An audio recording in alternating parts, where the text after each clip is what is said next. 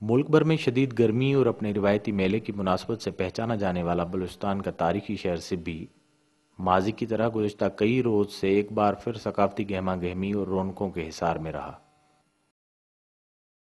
صوبائی دارالحکومت کوئٹہ سے 163 کلومیٹر دور جنوب مشرق کی جانب درہ بولان کے دہانے پر واقع یہ شہر مہر گڑھ کے ان 9000 سال پرانے آثاروں سے 30 کلومیٹر کی دوری پر ہے جہاں جنوبی ایشیا میں سب سے پہلے انسانوں نے کھیتی باڑی کرنے اور مال مویشی پالنے کا رواج ڈالا۔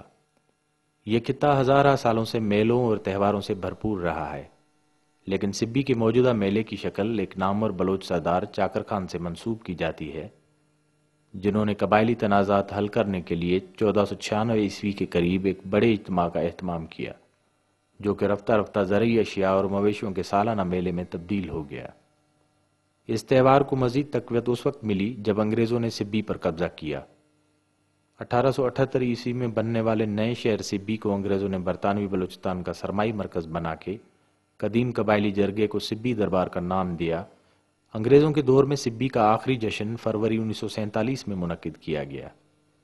پاکستان بننے کے بعد پہلے جشن سبی کا افتتاح قائد اعظم محمد علی جناح نے کیا، اور یوں فروری 1948 کے بعد اس میلے نے ایک ملک گیر جشن کی شکل اختیار کر لی، جہاں قبائلی جرگے کی جگہ بلدیاتی کنونشن اور صنعتی اور زرعی نمائشوں نے لے لی۔ وہاں مختلف اداروں کے علاوہ سرکاری محکمے، کاشتکار، صنعت کار، باغبان اور دستکار بھی اپنے اسٹال لگانے لگے۔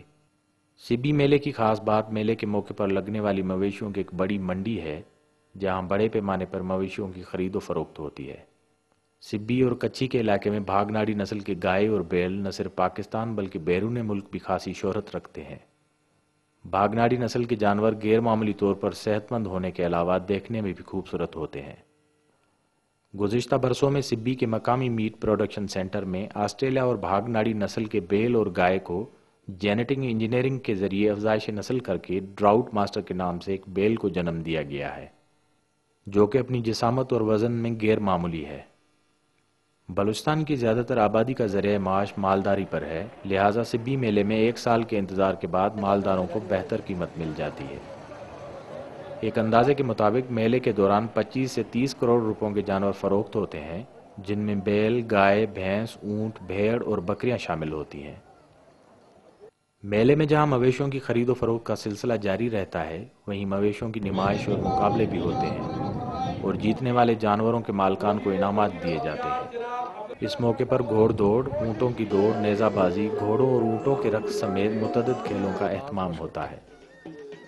2009 کے میلے میں افغانستان سے بلوچستان میں آنے والے کھیل بزکشی کو بھی شامل کیا گیا تھا۔ بلوچستان کی ایک اور ثقافتی انفرادیت یہاں بولی جانے والی کئی زبانیں ہیں۔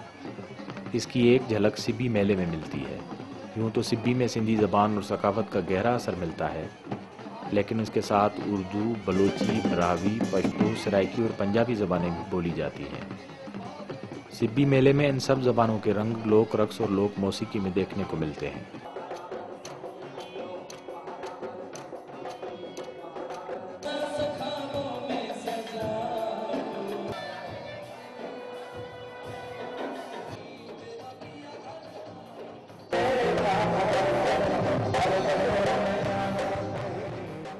ایک تو یہ کہ کچھ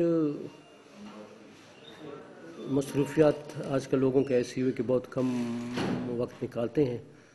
دوسرا جو تھا، جہاں تک میلہ کے اپنے فنکشن تھے، ان میں کوئی کمی ایسے ہم نے نہیں چھوڑی کہ لوگ بولیں کہ میلے میں کچھ چیزیں محسوس کی گئی کہ نہیں ہو رہی ہیں، بلکہ ہم نے اس کو مزید بھی زیادہ سے زیادہ پرکشش بنانے کے لیے کہ لوگ زیادہ سے زیادہ اس میں پارٹیسپیٹ کریں۔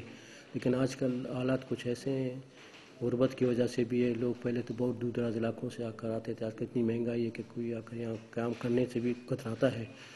تو البتہ ہماری نظروں میں تو یہ ہے کہ کافی حد تک اس میں امپرومنٹ ہوئی ہے، اور لوگ بھی زیادہ سے زیادہ تعداد میں حصہ لے رہے ہیں، لیکن شاید کچھ ان کی اپنی مجبوریاں لوگوں کی ہوں گی، غربت کی وجہ سے ہوگی، شاید پہلے ابھی آتے نہیں ہوں گے۔ پہلے ادوار میں یہ سبی مرکز بھی تھا، 5-6 اضلاع اس کے تھے، لازمی طور پر وہ آتے تھے اپنے افسروں سے ملاقات کے بہانے، لیکن ابھی وہ سلسلہ شاید کچھ عرصے کے لیے معطل ہوا ہے۔ جب دوبارہ آئے گا تو پھر جتنے بھی ہمارے اس ضلع کے دوسرے اس ڈویژن کے دوسرے اضلاع ہیں ان کی شرکت پہلے بہت لازمی ہوتی تھی، ابھی بہت کم، اتنی لازمی نہیں کیونکہ ہم سے کچھ علیحدہ ہو گئے. جب ڈویژن قائم ہوگا پھر یہی سلسلہ جاری رہے گا تو پھر ایسی رونقیں بڑھ جائیں گی. اس طرح سبی میلہ ایک ایسی رنگا رنگ تقریب بن جاتی ہے جہاں سارے ملک سے آئے ہوئے فنکار اور ہنرمند اکٹھے ہو کر اپنے فن کا مظاہرہ کرتے ہیں.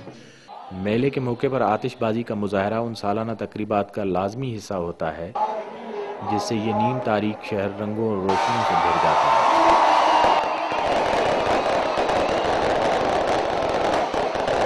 عموماً سبی میلے کے افتتاح اور اختتام پر سربراہ مملکت یا سربراہ حکومت آیا کرتے ہیں اور صوبے کی قبائلی شخصیات کا ایک بڑا اجتماع ہوتا ہے، لیکن اس بار میلے میں مقامی وزراء اور ناظمین نے تقریبات میں حصہ لیا.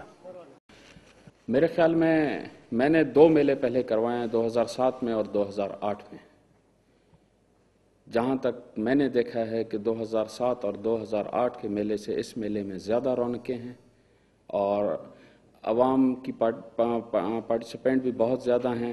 مالدار جو ہیں وہ جو پارٹیسپینٹ کرتے ہیں وہ بھی بہت کافی تعداد میں ہیں. باقی زیادہ بہتر سمجھتے ہیں، آپ لوگ گھوم رہے ہیں. میں نے کافی لوگوں سے بات کی ہے، بلکہ ٹی وی چینلز کافیوں کو میں نے آج انٹرویو دیا ہے.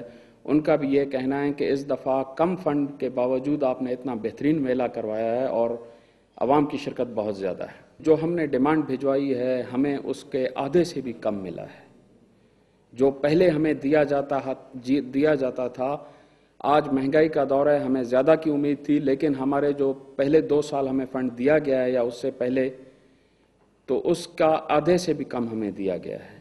پھر ہم نے اپنے ضلع پر بوجھ ڈال کے محنت کر کے اپنے میلے کو کامیاب بنانا تھا، کیونکہ یہ غریبوں کا میلہ ہے، سو ہم نے اس کو منعقد کرانا تھا، ہم نے کرایا ہے.